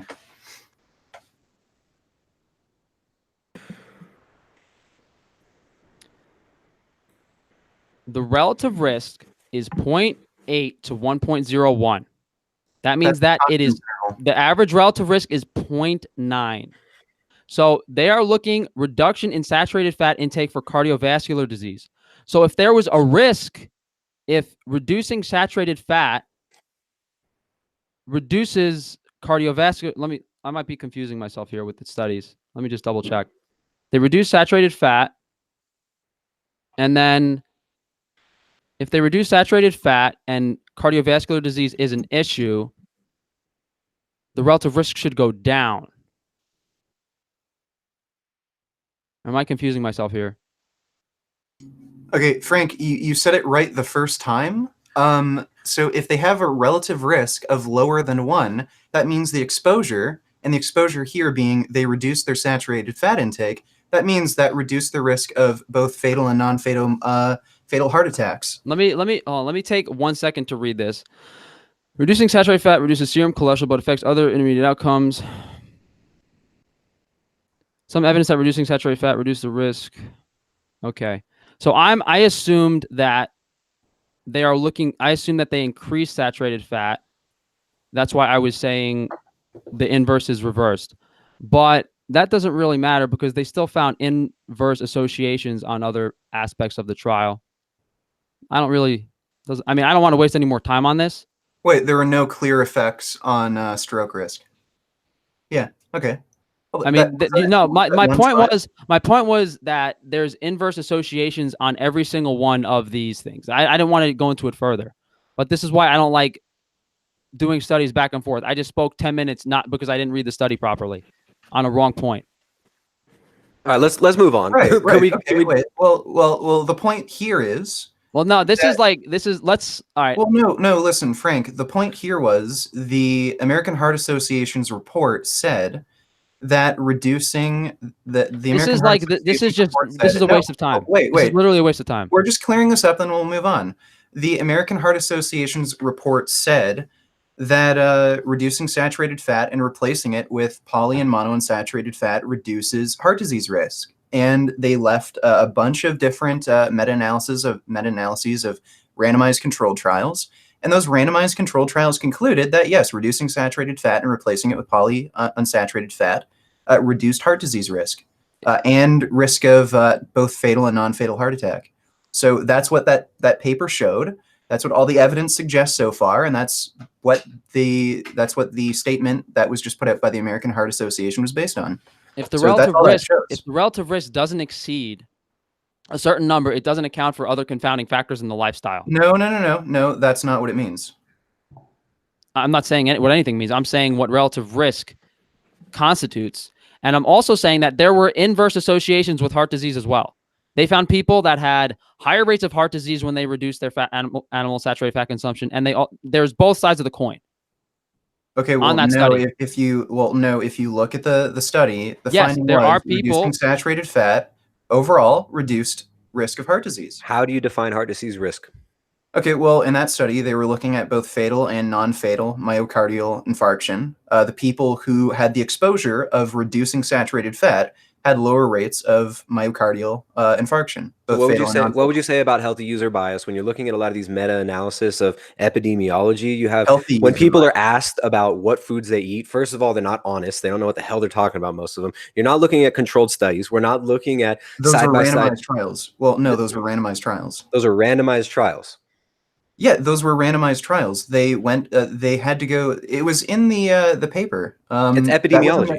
You're looking at epidemiological No, that was a meta-analysis of randomized trials, and they actually did keep accurate diet journals, and they had nutrition counseling. Okay. All right. So anyway, are we going to move on from this one study? We've had like 45 minutes on one study. One study. It was a meta-analysis. Ridiculous. Okay, the meta-analysis. So that's cool. We can move on. I just think it's better to move on. The chat keeps complaining. All right. Yeah. So sometimes I try to entertain the chat, and they say they're bored. I don't know. Can vegans or vegetarians get heart disease? Yeah, they can. Absolutely. That's actually the number one cause of heart disease among people that consume. So you're saying that people that consume saturated fat from red meat have higher rates of heart disease? Okay, well, vegans have lower rates of heart disease than meat eaters typically. And I'd say, yeah, like based on one of the Harvard cohort studies on meat and mortality, red meat was associated with increased risk of all-cause mortality, including heart disease. So you have a study showing that moderate red meat consumption causes heart disease? Okay, so I don't have this pulled up right now. Let me see if I can just quickly find it.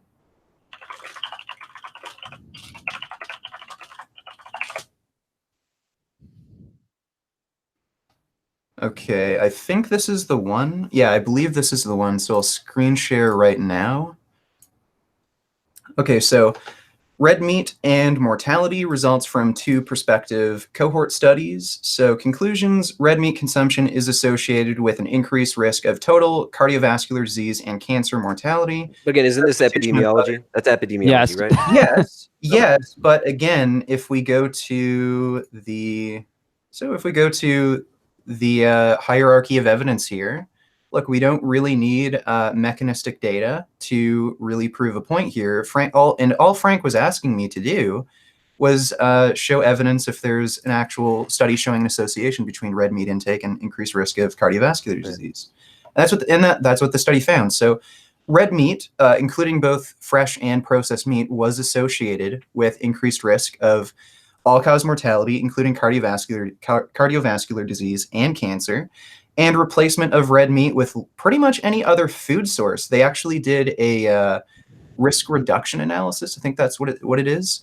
So if you replace red meat with fish, poultry, nuts, legumes, low-fat dairy, and whole grains, you will, that does correspond with reduced risk of 7 to 19% lower risk of mortality. I think that's all-cause mortality. Yeah, so. Now, I know this isn't my debate, but Pretty clear. I mean, epidemiology, to say that epidemiology is valid and it's great and it's the best thing, Dr. Joel Kahn was kind of, Look, he was using that same argument, right? Well, look, epidemiology isn't perfect. There are drawbacks, but you need epidemiology for a few things. Like, you can't just rely on mechanistic data. Mechanistic data can be really misleading. You might, like, for instance, if you were looking at whether or not soy consumption increases risk of cancer, there have been some in vitro experiments where they drip soy milk in a petri dish to see if it'll help cancer cells grow. Turns out soy milk does help cancer cells grow in a petri dish. But if you look at epidemiology, soy consumption is associated with lower risk of cancer. So you can't just rely on that sort of mechanistic data.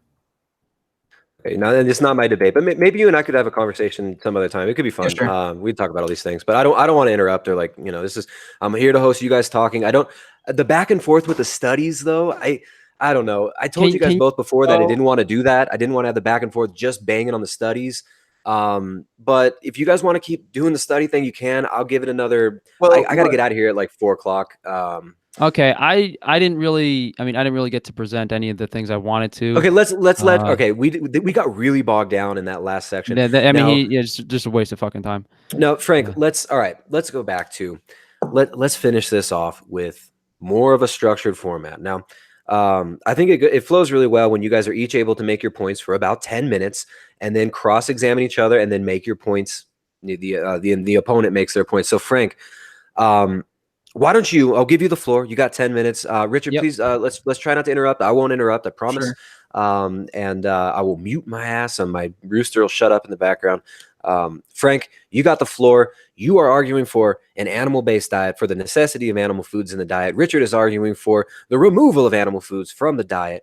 Frankie, what's going on here? What do you think? Lay out your argument for a meat-based diet, and then we can start wrapping it up, because this has been a fun debate. Right, you guys have been pretty kind of nice to each other. I don't know, but yeah, we'll finish it up, Frank. Okay. This is the Netherlands cohort study. This study demonstrated that cancer cases were highest among vegetarians and pescatarians, 11%, and significantly decreased with increased meat intake 1 day per week to 7%, and 2 to 5 days of meat consumption per week to 5%, and then 6 to 7 days per week to 4%. This is the Netherlands cohort study, meat investigation cohort, population-based cohort, overrepresented with vegetarians, pescatarians, and low meat consumers. Okay, so did this actually have a vegan diet group? It had a vegetarian diet group, yes. Okay. Well, that's not the same thing as vegan. Let me double check if it was. Well, I don't think Frank's arguing like specifically against vegan. I think he's arguing for, an animal inclusive diet. These people. The point is, these people removed. These were vegetarians. So, and then when they increased meat consumption in their diet, their cancer rates were reduced. I don't really need to touch on that. What I want to touch, we touched on how, what plant foods would humans have had access to before 10,000 years ago, but there's no answer for that. We know that on both ends. So let me just talk on I'm going to talk for the next few minutes on the bioavailability and explain why certain nutrients aren't available in a plant-based diet. Just let me interject here. I've seen you make this argument a lot about bioavailability. Why don't you just skip all that and show whether or not... Oh, no. This is kind of important. I only have like 30 more minutes left to... I will sum up my argument in like 4 minutes flat. Let Richard, let him make his argument, and then you can, Richard, piece by piece, you can try to...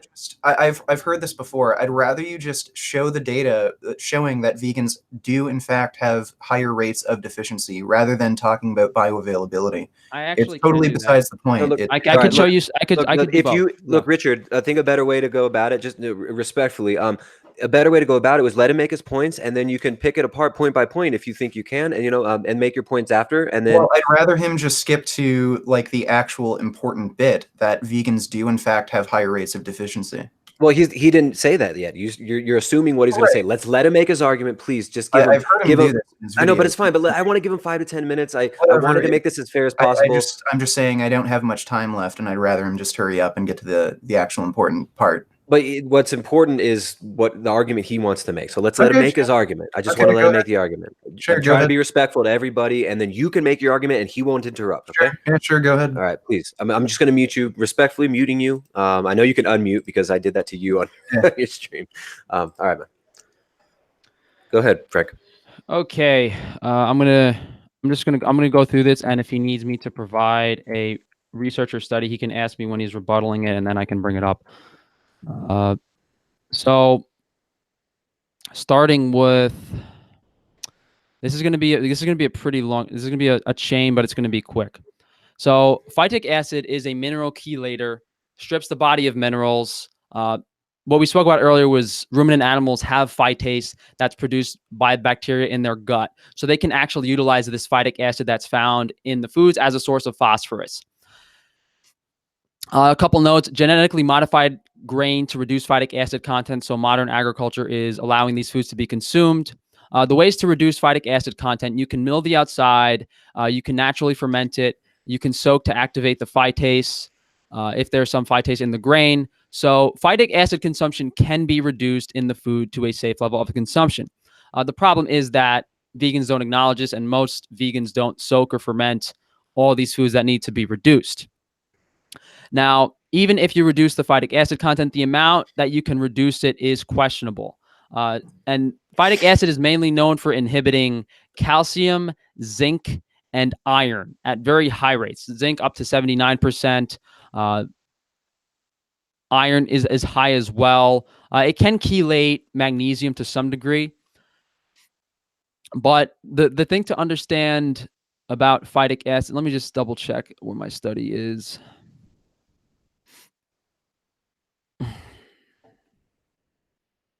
Sorry. Okay.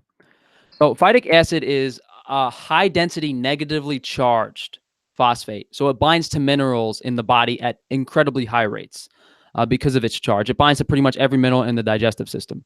So if you don't reduce the phytic acid content, and there's plenty of studies showing great inhibition of mineral absorption consuming phytic acid. But as we see, even in hunter-gatherer groups, if you reduce it and you prepare it properly, which vegans aren't doing, it is possible to consume certain foods. The next one is oxalates. And I have a study here that suggests to prevent kidney stones, you cannot consume calcium with an oxalate-rich meal, and that you need to exclude foods that have phytic acid that can chelate calcium. So the issue is you're excreting a lot of oxalic acid through your urine, which can lead to kidney stones. Now, the problem with this is that you have phytic acid and oxalates binding to things like calcium and iron in the body. And you might want to supplement things like vitamin C to absorb iron. But if you supplement vitamin C, ascorbic acid produces oxalic acid as an excrement. And high oxalates in the diet also cause higher percentages of oxalate absorption. So it's not linear. It's the more oxalates you consume, the higher the percentage you absorb is. Boiling does reduce calcium. Frying. Okay, wait. Look.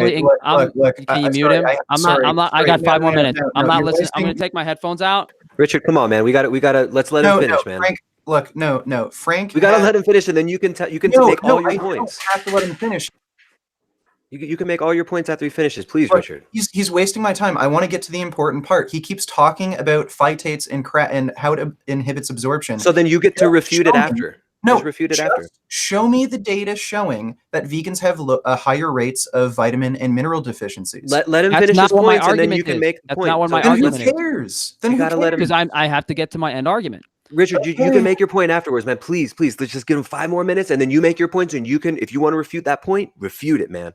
Let's just let him finish, and then we'll let you go, man. Thanks for doing this, man. So cooking can decrease oxalate, but you can't actually reduce the oxalate content. And the problem is cooking also decreases the availability of the calcium.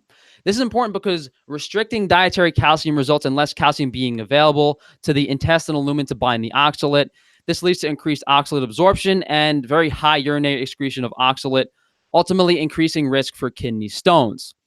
So you would argue, well, shouldn't you just supplement calcium? But calcium supplements are one of the most dangerous things to supplement. If you Google, I have 5 studies here. Calcium supplements drastically increase risk of cardiovascular heart attacks. And the thing here, though, is that your body can't mobilize calcium without vitamin D3 or K2. Now, I have about 20 YouTube videos here of vegans, and 14 out of the 19 vegans were far below the minimum required amount of D3, and not one of them were near the middle of the reference range. So you can argue that you need to consume plant-based fats to increase vitamin D3 levels, but then you need to increase omega-6 intake in the diet, and increasing omega-6 intake in the diet in plant sterols and vegetable oils does increase risk of cardiovascular disease. In addition to vitamin D3, you need vitamin K2 to bind to it, to move it throughout the body. You can obtain vitamin K2 from fermented food, so it's not too much of an issue. But the main problem here is that vegans also can't get vitamin A at the RDA. The first flaw is that it needs fat to be metabolized, and fats are specific to animal foods in certain climates and times of the year. But since we have access to that, that doesn't matter. So you need a certain amount of fat per meal to metabolize carotene. 6 milligrams of beta carotene converts at a ratio of 3.8 to 1. So you get effectively 1.5 milligrams of carotene, about what is seemingly all you need for the day. But when you increase the carotene to 126 milligrams from 6, it shows a 55 to 1 conversion. So 6 milligrams of carotene in oil gives us 1.5 milligrams of converted retinol, but 126 milligrams of carotene gives us 2.3 milligrams of converted retinol. We multiplied the beta carotene amount by 20, but we didn't even get twice as much retinol. Now, that is isolated beta carotene in an oil. The problem is people have gene polymorphisms that can reduce vitamin A absorption by 70%. In addition to that, the enzyme that turns carotene into retinol, it's like beta dioxygenase, B-carotene dioxygenase, that is inhibited by the flavonoids as well as the antioxidants in the carotene-containing foods. So this oil that we spoke about earlier, the availability of the oil isn't in the context of the gene polymorphism, as well as the B-carotene dioxygenase being inhibited by the flavonoids and the antioxidants. So if we take one carrot that has 4,000 micrograms of carotene, after we account for the 14 to 1 conversion rate of carotene to retinol from a carrot, we have 266 micrograms of carotene.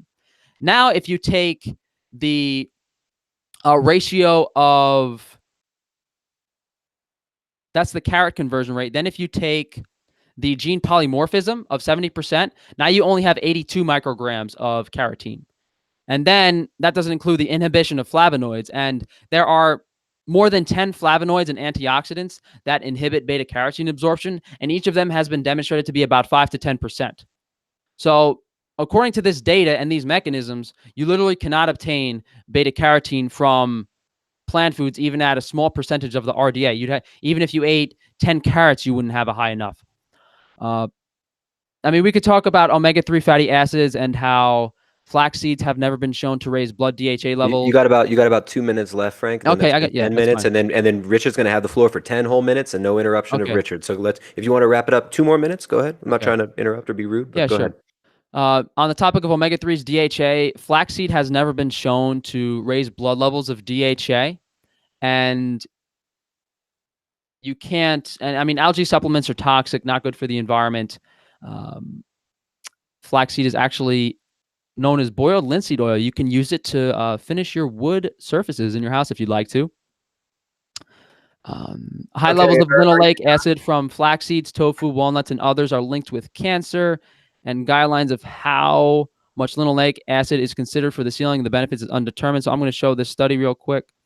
And then I'm going to Frank, summarize. you got about what my 30 points were. seconds left, man. You sure you want to show a study? I think you could go ahead and finish up. You make your closing statements on this, and then we'll let Richard go. My point is there are various mechanisms in the body, from high homocysteine, B12 methylation causing arteries to get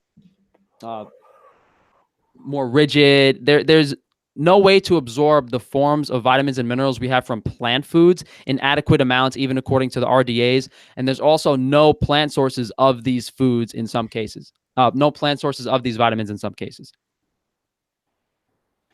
Okay, so you're done? Yes. Okay, so that was total rambling nonsense. You wasted 10 minutes for no reason. So let's go over here. The issue with what Frank is saying is he provides absolutely no evidence that vegans are at a higher risk of deficiency for a number of these, like these nutrients. Okay, so this is the most recent study I know of analyzing the micronutrient status and intake of vegans versus omnivores and vegetarians. It's a study out of Switzerland. So results, omnivores had the lowest intake of magnesium, vitamin C, vitamin E, niacin, folic acid. Vegans reported low intakes of calcium and a marginal consumption of the vitamins D and B12. The highest prevalence for vitamin and mineral deficiencies in each group was as follows. Omnivore group, folic acid, 58%, vegetarian group, B6 and niacin. And in the vegan group, it was zinc at 47%. And despite negligible dietary intake of B12, deficiency of this vitamin in particular was low in all groups thanks to widespread use of supplementation. Prevalence of iron deficiency was comparable across all groups, which is unsurprising. Other studies have shown that vegans, vegetarians don't have higher risk of iron deficiency. Also, if you just look at the full text of this paper, this is just opened up in Sci-Hub. Percentage of subjects below cutoff for deficiency in the individual micronutrients and anemia, respectively. So basically, if you look at some of these, like B12, it was almost exactly the same. Vitamin A, again, almost exactly the same. Only 3.8% in the vegan group, 1% in the omnivorous group. So look, for Frank to claim that vegans can't get certain nutrients like vitamin A, okay, well, where's the evidence, Frank? Where's the evidence that vegans actually have higher rates of deficiency in these nutrients? All you just blabbered on incessantly about irrelevant bullcrap. If you're going to claim that vegans have a higher risk of deficiency in these things, then where's the evidence? You don't show the evidence. You just blabber about nonsense. You waste everyone's time. And we've even discussed this privately before, and you still make the same stupid argument. Also, just talking about an earlier point you made just about all-cause mortality, association of animal and plant protein intake with all-cause and cause-specific mortality. Again, not surprisingly, high animal protein intake was positively associated with cardiovascular disease mortality, and high plant protein intake was inversely associated with all-cause and cardiovascular disease mortality. And there's another study showing the exact same thing, another cohort study. So again, it's pretty clear that we should get most of our nutrition, if not all of it, from plant sources, and there doesn't seem to be any evidence that vegans are at a particularly high risk of deficiency in anything. The only thing that really stands out is zinc. And there are certain things you can do to increase zinc absorption, like eat high zinc foods like lentils with things like onions, garlic. That helps to improve zinc absorption. But to claim that, oh, because of phytates and you also mentioned oxalates, you said these foods contribute to vitamin and mineral deficiencies. There's not really any evidence that that's strongly the case, at least not for iron. For zinc, you could maybe make that case, but again, there's workarounds for that issue. You also claimed that because of the oxalate and calcium consumption vegans have, that increases the risk of kidney stones. Okay, well, do you have any data that vegans are at an increased risk of kidney stones? I'm assuming you don't. You also mentioned at one point that K2 is required to move D3 throughout the body. Again, that's not true. Sorry? Calcium. Mobilized calcium. Sorry? K2, mobilized calcium. You said D3, so I'm assuming... No, I said K2 is needed with D3. To mobilize calcium. I said you need matrix, MGP, and K2. It's not. You're just picking words. Okay, so I don't even think you understand what you're saying. But Anyway, Frank, do you have any evidence that vegans are at significantly higher rates of deficiency in certain vitamins or minerals, particularly vitamin A? That's one big one you mentioned. I'm just grabbing some studies real quick, but these are based on the RDAs. No, this is based on the actual micronutrient status. No, I mean you're saying that these people aren't deficient based on the recommended No. dietary allowances for Americans? No. So this actually looked at micronutrient status in omnivores, vegetarians, and vegans. So they drew blood samples. Yeah, but what I'm asking is, what are the metrics for deficiency? Well, that's What levels determine the deficiency? What are they using? okay. Well, you can read. I'm assuming it's the standard for blood work in Switzerland. Okay.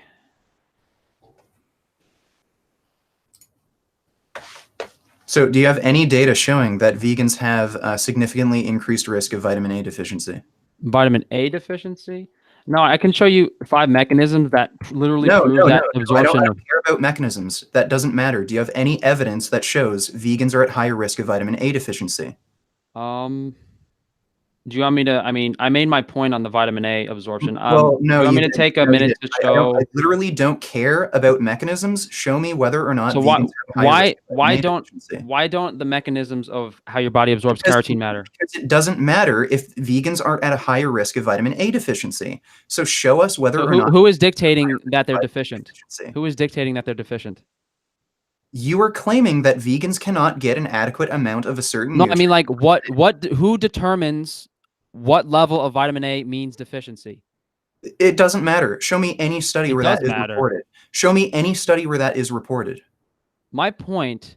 Show me any study where it was reported that vegans have a higher rate of vitamin A deficiency. Hey, let me just jump in here real quick. So you want to see studies? You're saying that only the studies matter, and Frank's saying, look, the mechanisms are very important. The mechanisms matter. They don't, because we're looking at actual health outcomes. If you can't actually show health outcome data, then that doesn't matter. You can talk about mechanisms all you want. If the health outcome data isn't any different, then the mechanisms don't matter. So, Frank, do you want to refute the health outcome data? Like why maybe make a refutation on why the health outcome data might be irrelevant, or do you guys want to move on to something different? Or I can make one final point on. I just wanted to make one final point that I was getting at. That you're saying that these RDAs, that these people aren't deficient, but RDA is recommended daily intake. That has nothing to do with the study. It was about micronutrient status. According to but the micronutrient status, status is relevant to the. You're saying the micronutrient status isn't relevant to the RDA? This has nothing to do with recommended daily intake. This is does, because if it's below, if it's above the recommended. No. This is about whether or not. What I mean by RDA is what I mean by RDA is not just daily intake. What I meant by RDA was average range for blood levels. Okay, well that's daily range of blood levels. Well, that's not what RDA is. And according to the study, based on whatever standard they consider deficient, vegans were not at a higher risk of deficiency for vitamin A. So can you show me one single study that has reported vegans have higher rates of vitamin A deficiency? That wasn't my point. My point was, my point was that the RDAs might not be correct, and the reference ranges for what we're discussing might not be correct, because the vitamin D3 RDA is incorrect. The vitamin D RDA isn't right. Okay, whatever. There are also RDAs. So what? What does that have to do with vegan versus vegetarian? Versus because there are also other RDAs that are not established, like vitamin K, that we know are vital for human health. Okay. So the point is that the standards of deficiency that you're going by, they're open to human error, and they are just for preventing deficiencies. They have nothing to do with ideal human health. Okay, great. So do you have any evidence at all that vegans tend to have vitamin A levels that are below ideal compared to omnivores? I have other off the top of what I'm looking at here. I can show you 2 studies that show nutrient deficiencies in vegans on iron. as well as Okay, the influence of a vegetarian diet on fatty acid consumption in breast milk, showing that vegans have much lower levels of DHA in the breast milk. Those are the two off the top that I have here, but I was more interested in showing the mechanisms of why you can't actually absorb things like DHA in the body because of enzyme inhibition of high omega-6 in the diet. But you're not open to the mechanisms. Okay, Frank, all I care about is health outcome data. Who cares about the mechanisms? So Now- do you have any evidence at all that vegans have a higher risk of vitamin A deficiency? Or vegans tend to have a vitamin A status that is below ideal, and omnivores, they tend to have a vitamin A status that the overarching point is that just because vegans aren't deficient in vitamin A doesn't mean that those are ideal levels. And I'm not saying that even the average person has adequate vitamin A levels. I'm saying that the metric you are using for vitamin A is so abysmally low that it doesn't matter in the context of a vegan diet. Okay, where's the evidence that the metric in the study, the where they define deficiency, that's abysmally low? I'll explain my point one more time.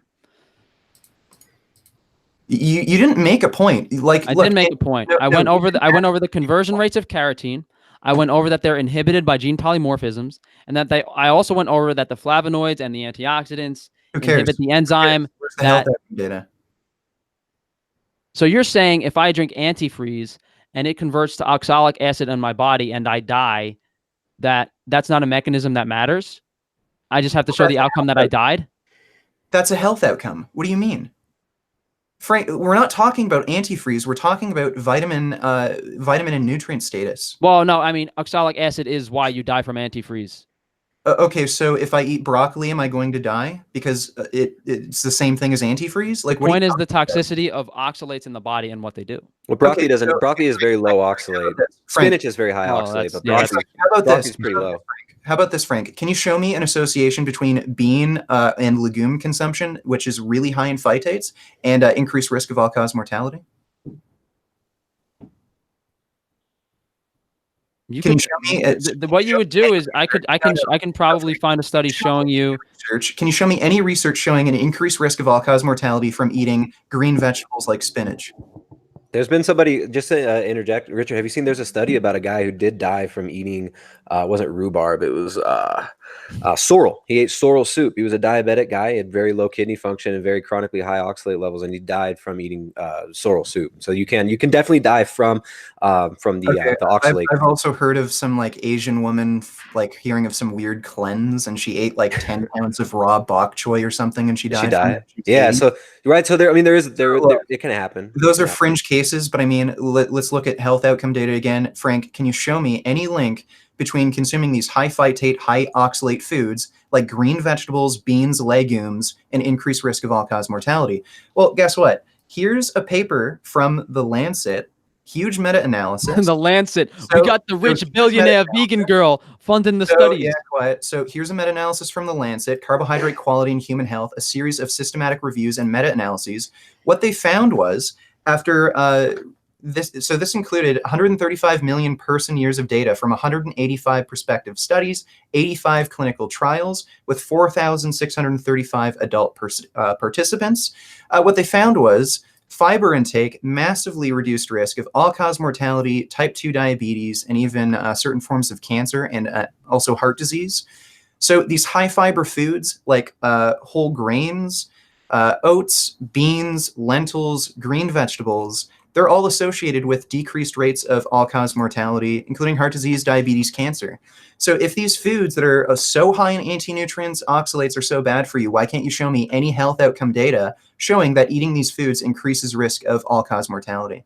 You can't. And that's because there is no data showing that. All you do is mislead people by just talking about this total nonsense. Show you that. I can show you that. No, okay, sure. Let him show. Richard, let's give him a couple minutes. I'll make one quick point in about 2 minutes. Okay? But it's got to be. Let's not go on tangent points. Let's I won't respond to Richard's thing and stay on point. And Richard, please don't interrupt, man. If you can. Okay. I have to leave in like 2 minutes. Okay, it'll be less than 2 minutes. So we know phytic acid can chelate things like zinc and lower zinc in the body. Okay, great. the evidence. Show me the study showing that Are you these going to let me foods. go for 2 minutes, or you're let him just going to finish. postpone me so you don't have to respond to the point? You're talking about bullshit. I have to leave in 2 minutes. You don't know what so my point is. You're not making a point. I need health outcome data.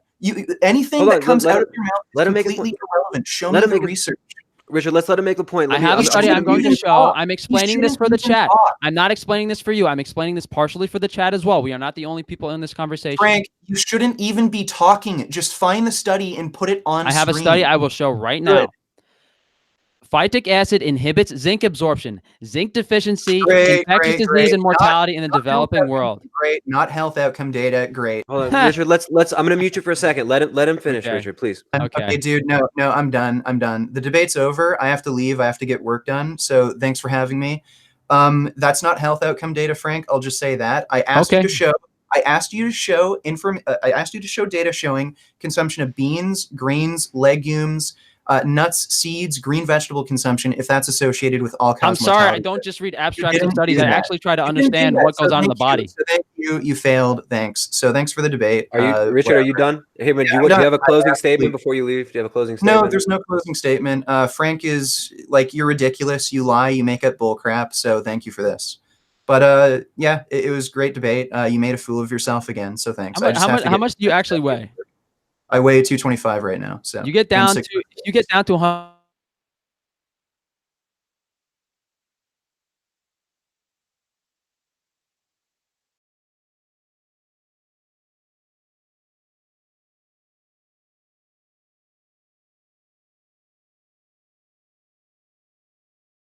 Happen though.